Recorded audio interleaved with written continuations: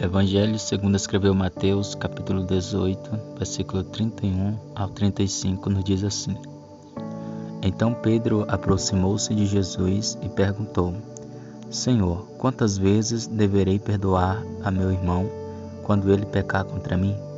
Até 7 vezes? Jesus respondeu: Eu digo a você, não até 7, mas até 70 vezes 7. Por isso, o reino dos céus é como um rei que desejava acertar contas com seus servos. Quando começou o acerto, foi trazido à sua presença um que lhe devia uma enorme quantidade de prata.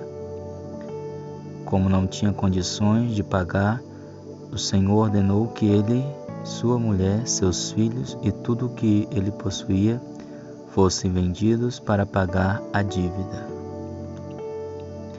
O servo prostrou-se diante dele e lhe implorou: Tem paciência comigo, e eu te pagarei tudo.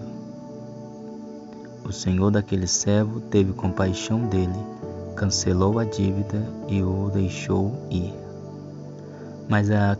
Mas quando aquele servo saiu, encontrou um de seus conservos que lhe devia 100 denários. Agarrou e começou a sufocá-lo, dizendo: Pague-me o que me deve. Então o seu conservo caiu de joelhos e implorou-lhe: Tenha paciência comigo, e eu pagarei a você. Mas ele não quis, antes saiu e mandou lançá-lo na prisão até que pagasse a dívida. Quando os outros servos, companheiros dele, viram o que havia acontecido, ficaram muito tristes e foram contar ao seu senhor tudo o que havia acontecido. Então o senhor chamou o servo e disse: Servo mau, cancelei toda a sua dívida porque você me implorou. Você não devia ter tido misericórdia do seu conservo como eu tive de você? Irado, seu senhor entregou-o aos torturadores até que pagasse tudo o que devia. Assim também fará meu Pai Celestial a vocês, se cada um de vocês não perdoar de coração a seu irmão. Hoje quero falar sobre um ponto importante da graça, que é o desafio de estendê-la aos outros. Na época de Jesus, os rabinos ensinavam que você deveria perdoar seu irmão ou irmã no máximo 3 vezes. Então, quando Pedro perguntou a Jesus quanto ele deveria perdoar, sugerindo o número 7, Pedro pensou que se sairia muito bem na fita com aquela generosa sugestão, já que isso era muito mais do que se esperava de qualquer um. Em vez disso, Jesus choca a todos ao dizer: não até 7, mas até 70 vezes 7. Jesus toma como base o sistema de distribuição da graça que Deus derrama sobre seus filhos e nos diz que devemos fazer o mesmo. Como diz C.S. Lewis, ser cristão significa perdoar o imperdoável, porque Deus perdoou o imperdoável em você. Oferecer graça e perdão àqueles que nos prejudicaram pode ser uma das coisas mais desafiadoras que temos de enfrentar. No entanto, por mais injusto que pareça seu perdão, guardar a dor de uma ofensa só serve para nos prejudicar ainda mais no longo prazo. Talvez a única coisa mais difícil do que o perdão seja de fato sua alternativa.